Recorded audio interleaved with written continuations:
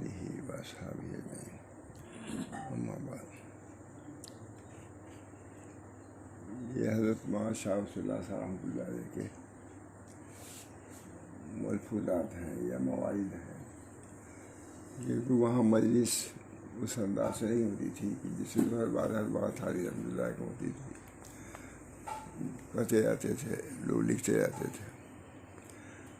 فتح پور میں جب تک تھے تب تک یہی سلسلہ تھا، ظہر بعد مجلس ہوتی تھی، اس میں دوسرے موادے کے لوگ آ جاتے تھے، مئو سے، کوپا سے، علماء بھی رہتے تھے، تو ظاہر کہ وہاں تو مجلس ظہر بعد ہی مناسب۔ جب الہ آباد یا گورکھپور میں جب آئے تو مجلس 8 بجے سے 9 بجے تک ہونے لگی، کیونکہ یہاں بہت سے تاجر شریک ہوتے تھے، ملازم شریک ہوتے تھے دفتری، اس لحاظ سے 8 بجے سے 9 بجے تک مجلس کرتی، ہمیشہ پھر اخیر تک ہی جائے یہاں بھی، اور باقاعدہ تخت پر بیٹھتے ہی تھے اور بیان فرماتے تھے، گویا کہ ایک وعد ہی ہوتا تھا۔ ہمارے ڈاکٹر صلاح الدین صاحب نے لکھا ہے کہیں پر کہ کبھی کہہ دیا ہوگا حضرت نے، جب میں بیان کرتا ہوں تو ایک طرح حضرت شاہ ولی اللہ صاحب رہتے ہیں، ایک طرح شاہ وہ اسماعیل صاحب، مجھے ان کی روحانیت محسوس ہوتی ہے۔ یہ فرما خیر کوئی بعید نہیں، اللہ تعالیٰ کی۔ تو یہ اس کا یہ معارف مسلم امت،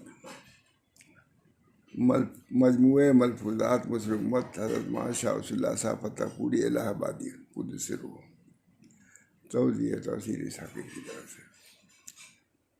ہمارے لڑکے محبوب نے کہا کہ اس کی بھی کوئی تفسیر ہو جاتی، توضیح ہو جاتی رہتا ہے۔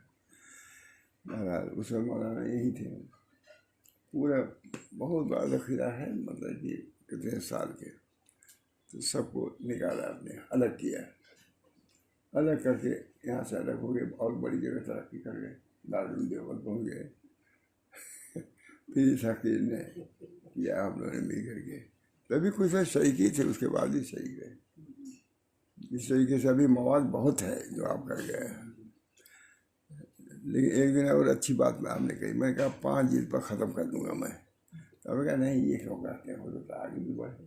خیر یہ آپ لوگ جانیے، میں تو شاید نہ رہ سکوں، بہرحال جو نکلا وہ سنا رہا ہوں۔ کسی نے اچھا لکھا مجھے، قطع تاریخ وفات، حیف در بد میں جہاں دور خیال آخی شد، طلعت طالع تذکیر و قرار آخی شد، گفتمی مصر مشہور بتاریخ وفات، روئے گل سے ندیدم بہار آخی شد۔ 1967 میں وفات ہوئی ہے۔ یہ اشعار بہت اچھے بہت موقع سے ہے۔ ایک اور ہے، چونکہ ان کا خاص مضمون یہ تھا، اتفاق سے نکل آیا، وہی سناتا ہوں۔ عنوان ہے اس کا، اتباع شریعت ہی میں فلاح دار مدبر ہے، اتباع میں فلاح دار من۔ اس کی سرخیاں عنوان کام کیا ہے، حضرت نے تو نے کام کیا ہے، حضرت مولانا عبدالرحمن جامی صاحب رحمہ اللہ تھے، انہوں نے یہ کیا ہے۔ میرا خیال یہ چیز پہلے ہی سے ہے، ہم نے نہیں کیا ہے۔ اللہ تعالیٰ ان کو بھی جزائے خیر مرحمت فرمائے، بہت بڑا کام۔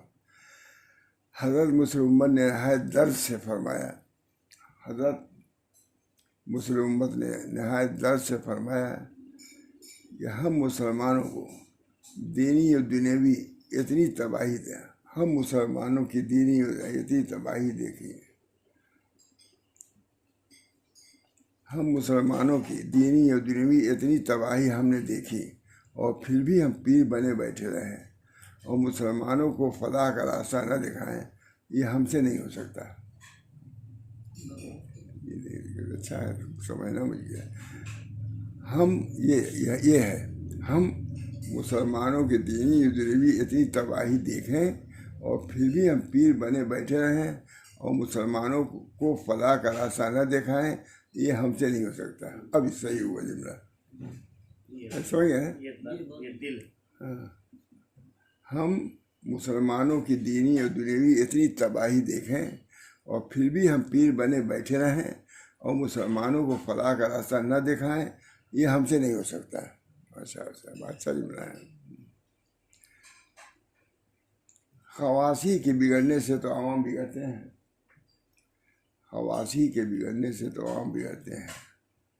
جب عوام بگڑے تو سمجھ لینا چاہیے کہ خواص اپنی جگہ پر نہیں رہ گئے ہیں.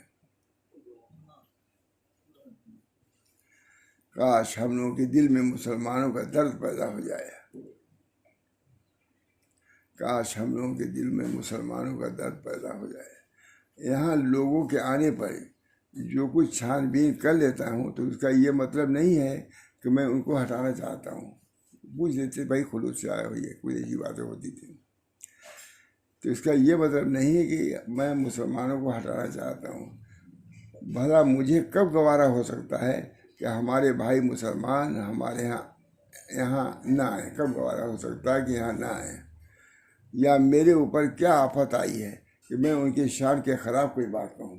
جو طالبین آئے ہیں ان کو خلاف بات. بھلا مجھے کب گوارا ہو سکتا ہے کہ ہمارے بھائی مسلمان ہمارے یہاں نہ آئیں؟ یا ہمارے اوپر کیا آفت آئی ہے کہ میں ان کی شان کے خلاف کوئی بات کروں؟ بھائی مسلمانوں کی عزت ہماری عزت ہے. بلکہ یہ جو کچھ چھان بین کرتا ہوں اس سے مقصود اصلاح ہے, مگر اس کو لوگ بد اخلاقی سمجھتے ہیں. اسی چھان بین نہ کرنے کی وجہ سے ہمارے مدرسے بگڑ گئے, خانقاہیں خراب ہو گئیں. مدرسوں میں ایسے لوگ پڑھ رہے ہیں جو پڑھ کر علم کی خدمت نہیں کرتے. تمام درسیات پڑھ کر نکلتے ہیں اور ابتدائی کتابوں کی بھی استعداد نہیں ہوتی. میں بس یہ چاہتا ہوں کہ کم از کم یہاں تو ایسا نہ ہو.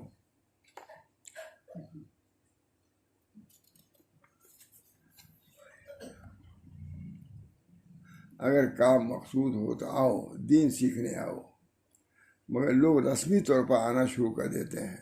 میں اس سے منع کرتا ہوں. اخلاق. شیخ اکبر نے لکھا ہے, شیخ محی الدین اکبر نے لکھا ہے کہ شیخ پر واجب ہے کہ مرید کو اس وقت تک قبول نہ کرے جب تک کہ اس کو آزما نہ لے. محی الدین عربی لکھ رہے ہیں. شیخ اکبر نے دلیل تو فوراً رہتی تھی, تب بنا لیا یہ.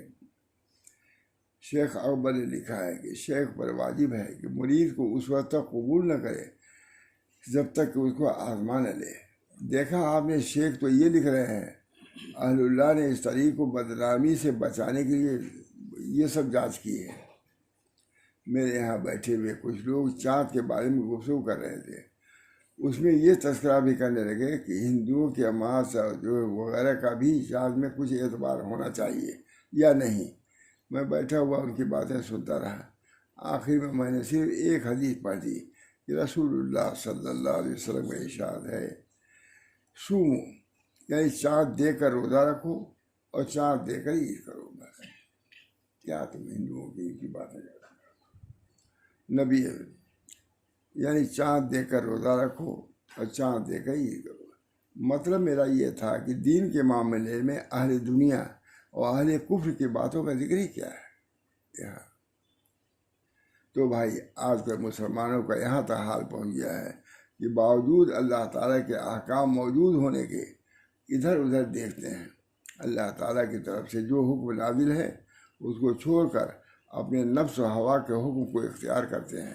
حالانکہ حضور اکرم صلی اللہ علیہ وسلم جیسی ہستی کو یہ حکم ہے کہ اللہ تعالیٰ کے احکام کی اتباع کیجیے اور جاہلوں کی ہوئی اتباع کو نہ کیجیے, اور جاہلوں کی ہوا کی اتباع نہ کیجیے. فبہداہ مقتدی. وہاں پہ ہمارا آدمی نے کہیں پڑھا کہ نبی کو حکم ہو رہا ہے کہ پہلے جو انبیاء آئے ہیں ان کی ہدایت پہ چلیے. فبہداہ مقتدی.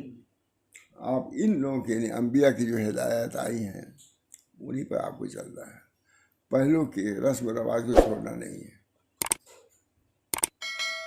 خود شاہ ولی اللہ سرکاری یہ صاحب فرمایا کہ نبی اکرم صلی اللہ علیہ وسلم نے بھی جو کام کیا ہے, رسوم جاہلیت کو مواد بنایا, اسی پر اس کی تصحیح کیا ہے. رسوم جاہلیت پر حضور صلی اللہ علیہ وسلم نے کام کیا ہے.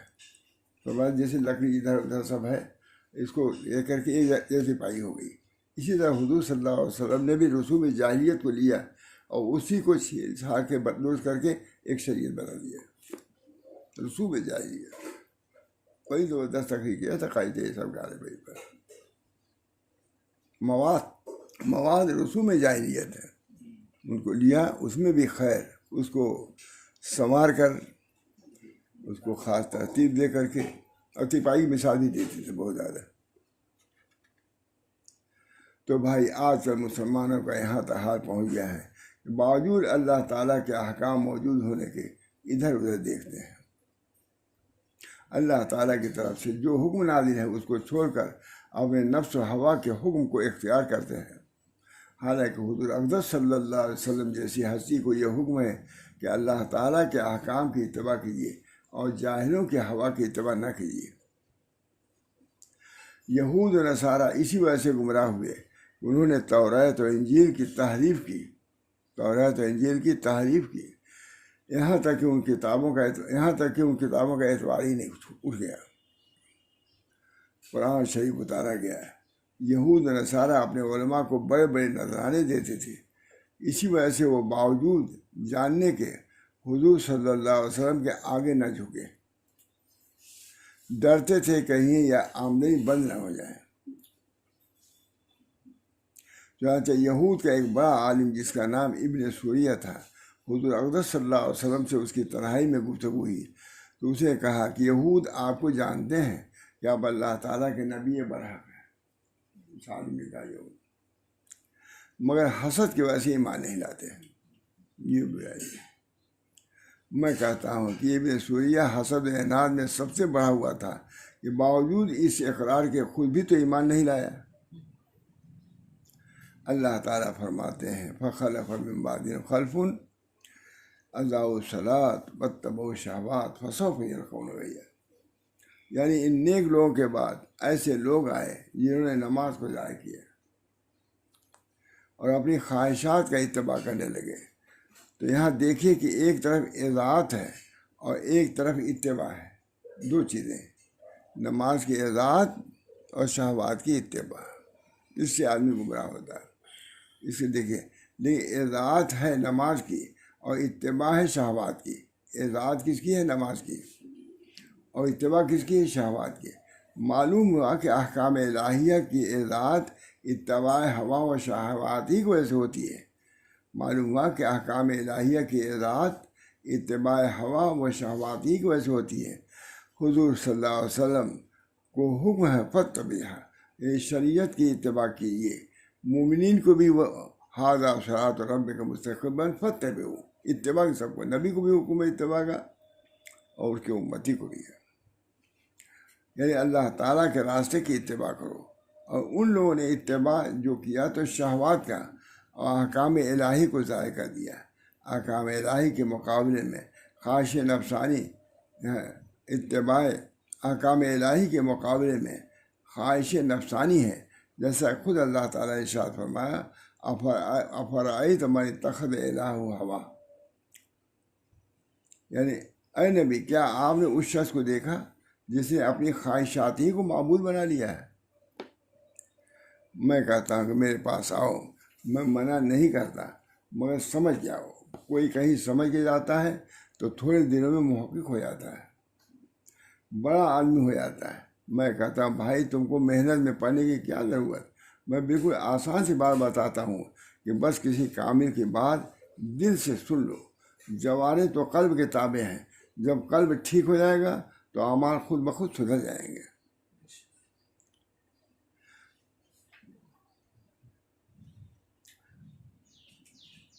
وہ مجلس جس میں اللہ تعالیٰ کا کلام سنایا جا رہا ہو، رسول اللہ صلی اللہ علیہ وسلم کی حدیثیں بیان کی جا رہی ہوں، یہ مجلس ایمان کی مجلس ہے.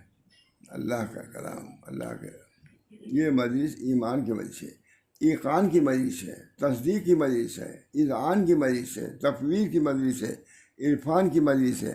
بس دل سے سنو اور نفع دیکھو. اللہ تعالیٰ توفیق عطا فرمائے. بس جو کہہ رہا سنو. یہ مجلس ایمان کی ہے، ایقان کی ہے، تصدیق کی ہے، اذعان کی ہے، تفویض کی ہے، عرفان کی ہے. بس دل سے سنو اور نفع دیکھو. اللہ تعالیٰ توفیق عطا فرمائے. آمین. آج وعظ سے زیادہ عمل کی ضرورت ہے. فرمایا اسی مجلس میں فرمایا بعض لوگ کہا کرتے ہیں کہ جتنا زیادہ علم پہنچایا جائے گا اتنا ہی زیادہ فائدہ ہوگا. میں کہتا ہوں کہ یہ بات نہیں ہے، بلکہ جتنا علم زیادہ پہنچایا جائے گا اتنی ہی حجت قائم ہوتی جائے گی، اور پھر حجت قائم ہونے کے بعد بھی جب عمل نہ کریں گے تو گریز بہت سخت ہوگی، ایسی ہوگی کہ اللہ تعالیٰ کے سامنے ان کو کوئی عذر نہ رہ جائے گا. میں بھی بہت دنوں تک اسی خیال میں رہا کہ مضامین جب اچھے اچھے بیان کیے جائیں گے تو لوگ سن کر عمل کرنے لگیں گے. چنانچہ ایک سے ایک بڑھ کر مضامین بیان کیے مگر کچھ فائدہ نہ ہوا. لوگ سنتے تو تھے خوب جھوم جھوم کر مگر عمل پر نہ آتے تھے. تو میں نے یہاں دے کر کہا کہ یا اللہ کیسے کیسے مضامین بیان ہوتے ہیں، پھر بھی لوگ عمل کیوں نہیں کرتے. ادھر سے جواب ملا کہ صرف مضامین بیان کرنے سے کام نہیں چلے گا، عمل کا مطالبہ کرو. دیہات کی بات. جو ایسا عمل کا مطالبہ کیا تو نفع ہوا. آج کل لوگوں کو دیکھتا ہوں کہ سننے کا اہتمام کرتے ہیں مگر عمل کرنا ان کے لیے موت ہے. میں کہتا ہوں کہ علم بہت پہنچ چکا ہے، ہزاروں تصنیفیں ہو چکی ہیں، قرآن کے ترجمے گھر گھر پہنچ چکے ہیں. لیکن آپ سے پوچھتا ہوں کہ جتنا علم پہنچ چکا ہے اتنا عمل بھی ہے؟ ہرگز نہیں. اس کے اوش اثیر پر بھی نہیں ہے. تو آپ ہی بتائیے کہ جو چیز موجود ہے یعنی علم، اس کی اشاعت اور تحصیل میں منہمک رہ جائے، اور جو اصل مقصود ہے یعنی عمل جس کی انتہائی کمی ہے اس کی جانب بالکل توجہ نہ کی جاتی. یہ کیسا ہے؟ آج کل علم کی کمی نہیں، وعظ و پند کی کمی نہیں، کتابوں کی کمی نہیں، مگر عمل کی بڑی کمی ہے. اخلاقیات، معاشرات. فرمایا آج کل مدارس بھی قائم کیے گئے ہیں، وعظ و پند بھی کرتے ہیں. میں کہتا ہوں کہ جب تم اتنا سب کر رہے ہو اسی میں ذرا سی اصلیت کیوں نہیں پیدا کر لیتے کہ کام بن جائے. خلوص، اخلاق. میرے پاس ایک مولوی صاحب آتے تھے جو ایک مدرسے میں پڑھاتے بھی تھے. میں نے ان سے کہا کہ آپ کے مدرسے کے محتوی صاحب کبھی تشریف نہیں لائے. تو مولوی صاحب کہہ رہے گے کہ محتوی صاحب چونکہ داڑھی نہیں رکھتے ہیں اس لیے آتے ہوئے شرماتے ہیں.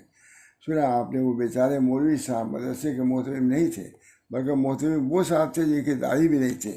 یہ ابتدائی بات تھی. بعد میں پھر ان محتوی صاحب نے داڑھی بھی رکھ لی اور میرے پاس آنے لگے. حیدرآباد میں ایک عالم کے گرد بڑے بڑے لوگ جمع ہوئے. مگر داڑھیاں سب کی حد شرعی سے کم تھیں. ان بزرگ نے ادھر ادھر دیکھ کر بڑے درد سے فرمایا کہ کس کو واعظ کہیں، یہاں تو کوئی مسلمان معلوم ہی نہیں ہوتا. اس سے وہ لوگ بہت متاثر ہوئے اور کیا حضرت آپ واعظ کہیں، آج سے پختہ مسلمان ہوتے ہیں. چنانچہ انہوں نے واعظ کہا اور سب نے غور سے سنا اور بہت متاثر ہوئے اور داڑھی رکھ کر اسلامی شکل صورت بنا لی. دیکھیے جب اس طرح سے کہا گیا عمل کا مطالبہ ہوا تو نفع ہوا.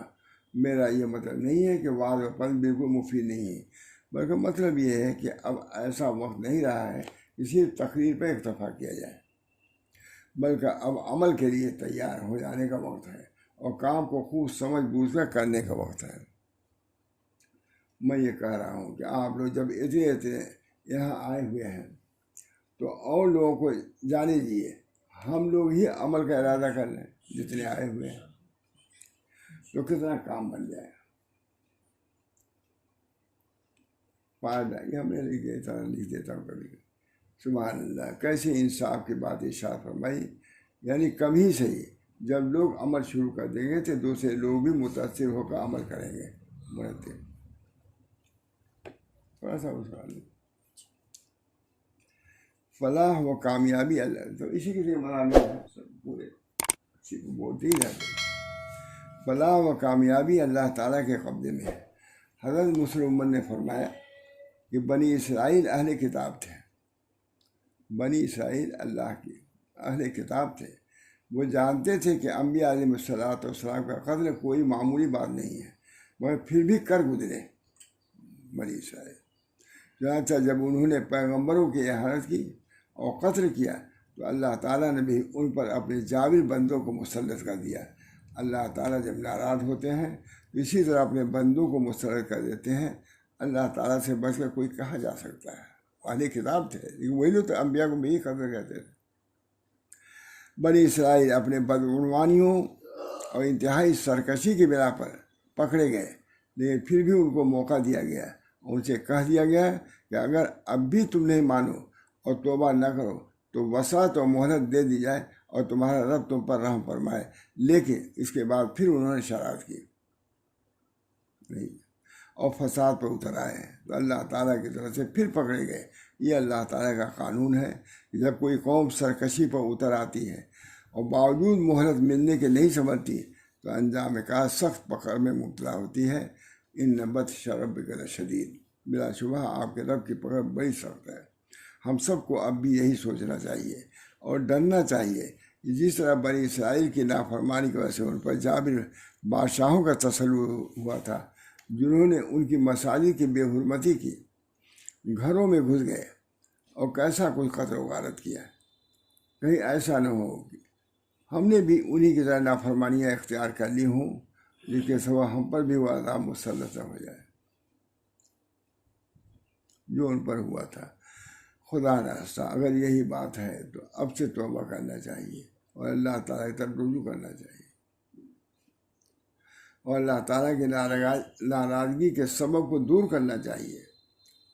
اللہ تعالیٰ اب سے رحم فرمائیں گے، جیسا کہ بنی اسرائیل پر ایسی سرکشی اور پھر تباہی کے بعد بھی ارشاد فرمایا عسیٰ ربکم ان یرحمکم، یعنی عجب نہیں کہ تمہارا رب تم پر رحم فرمائے، اور اگر تم پھر شرارت کرو گے تو ہم بھی پھر وہی عذاب کا معاملہ کریں گے۔ مسلمانوں کے لیے اب یہی راہ متعین ہے کہ صدق و خلوص سے اللہ تعالیٰ کی طرف متوجہ ہو جائیں اور انہی کو پکارنا شروع کریں۔ اللہ تعالیٰ چاہتے ہیں کہ ایسی تدبیر کر دیتے ہیں، کہتے ہیں اللہ تعالیٰ چاہتے ہیں تو ایسی تدبیر کر دیتے ہیں کہ ساری مشکلیں آسان ہو جاتی ہیں۔ مسلمانوں کے لیے نامساعد حالات کیا چیزیں ہیں؟ اللہ تعالیٰ کو اسباب پیدا کرتے کیا دیر لگتی ہے، پر اتنی سی بات مسلمانوں کی سمجھ میں نہیں آتی۔ ارے بھائی، جو اللہ تعالیٰ تم کو عدم سے وجود ملایا اور پھر روزانہ تم کو روزی دیتا ہے، ان کو حالات سازگار کرنا کیا مشکل ہے؟ اس کی قدرت بہت بڑی ہے، وہ ہر چیز پر قادر و حاوی ہے۔ واللہ بکل شیء محیط، ان اللہ علی کل شیء قدیر۔ اللہ تعالیٰ کا علم ہر شے کو محیط ہے، اللہ تعالیٰ ہر چیز پر کامل قدرت رکھتے ہیں۔ مسلمانوں، تم نے جنت کے لیے اللہ سے بہت دعائیں کی ہوں گی، فرما رہے ہیں۔ مسلمانوں، تم نے جنت کے لیے اللہ تعالیٰ سے بہت دعائیں کی ہوں گی، دوزخ سے بچنے کے لیے کرتے ہوگے، مگر ان معاملات میں تم نے سچے دل سے کب دعا کی ہے؟ کر کے دیکھو۔ ایک بڑے آدمی کہتے تھے کہ میرے والد صاحب وکیل تھے اور میں والد صاحب کے بارے میں 3 دعائیں کیا کرتا تھا۔ ایک تو یہ کہ والد صاحب وکالت چھوڑ گئے، دوسری یہ کہ حضرت تھانوی کی خدمت چلے آئے، یعنی ان سے تعلق قائم کر لیں، اور تیسری یہ کہ حج کرائیں۔ چنانچہ اللہ تعالیٰ نے میری یہ تینوں دعائیں قبول فرمائیں، یعنی یہ کہ والد صاحب نے وکالت بھی چھوڑ دی، حضرت مولانا کی خدمت بھی آنے لگے، اور الحمدللہ حج بھی کرائے۔ میں کہتا ہوں کیا دعا کی قبولیت وکیل اور حج ہی کے ساتھ خاص ہے؟ آپ اگر دعا کریں گے تو کیا قبول نہ ہوگی؟ ان کی دعا قبول ہوئی، آپ بھی کریں گے، آپ کی قبول ہوگی۔ بھائی ضرور قبول ہوگی، مگر پھر بھی جو آج کل اس کی طرف توجہ نہیں کرتے تو اس کا ایک سبب یہ بھی ہے، وہ یہ کہ ہم لوگوں کی نظر میں اسباب کی اہمیت اس قدر زیادہ ہو گئی ہے کہ دل میں یہ خیال ہوتا ہے کہ جب اسباب نامساعد ہوں تو اس کے خلاف کیسے ہو سکتا ہے؟ تو سمجھیے کہ یہ نفس و شیطان کا قید ہے۔ اللہ تعالیٰ کی قدرت کو ہم اپنے اوپر قیاس کر رہے ہیں۔ ارے بھائی، اللہ تعالیٰ کو اسباب معافی کرتے کیا دیر لگتی ہے؟ اسلام کی تاریخ غیبی امداد اللہ تعالیٰ کی قدرت کے عجیب واقعات سے، اسلام کی تاریخ غیبی امداد اللہ تعالیٰ کی قدرت کے عجیب واقعات سے بھری ہوئی ہے۔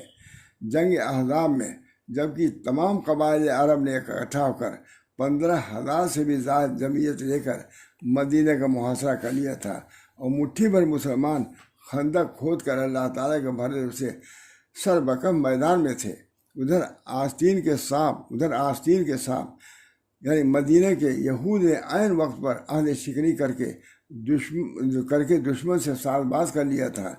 ایسے نامساعد حالات میں بھی مسلمانوں کو اللہ تعالیٰ پر پورا بھروسہ تھا کہ وہ ضرور اپنے رسول صلی اللہ علیہ وسلم مومنین کی مدد فرمائے گا ہر طرح۔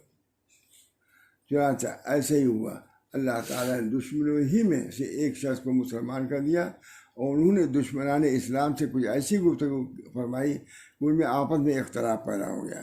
کفار خائب و خاسر نامراد واپس ہوئے، اسی طرح بغیر جنگ ہی کے مسلمانوں کی پریشانیوں کا خاتمہ ہو گیا۔ فائدہ کاش کہ ہم کو حضرت مسلم امت کے ارشاد کے مطابق دعا کی توفیق ہو جاتی تو کام بن جاتا اللہ الموقع۔ اور سنیے، جب قریش مکہ نے رسول اللہ صلی اللہ علیہ وسلم کو نعوذ باللہ قتل کر دینے کا مشورہ کیا تھا، نتیجے میں حضرت عمر رضی اللہ تعالیٰ عنہ ہاتھ میں ننگی تلوار لے کر کس ارادے سے چلے تھے؟ اس وقت بھی بظاہر اسباب کیسے نامساعد تھے، لیکن پھر ہوا کیا؟ اللہ تعالیٰ کو اسباب معافی کرتے دیر نہیں لگتی۔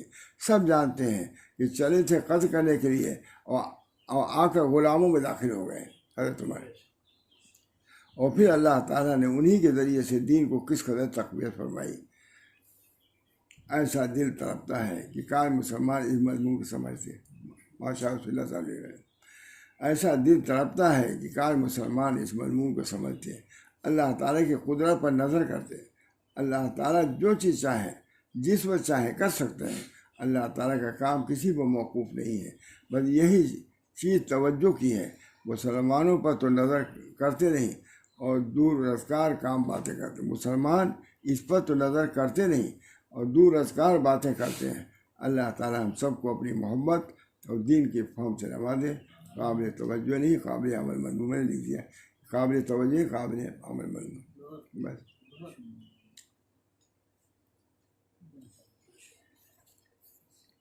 سب ایسے ہی ہے۔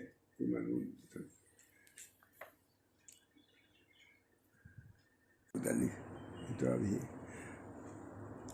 ہمارے حضرت فرما رہے ہیں، ہمارے حضرت مولانا شاہ اشرف علی صاحب جہاں اور بہت سے اصلاحات فرمائی ہیں، وہاں ایک زبردست اصلاح یہ فرمائی ہے کہ لوگ حضرت کے پاس اولیاء کے احوال کے متعلق لکھ کر پوچھتے تھے۔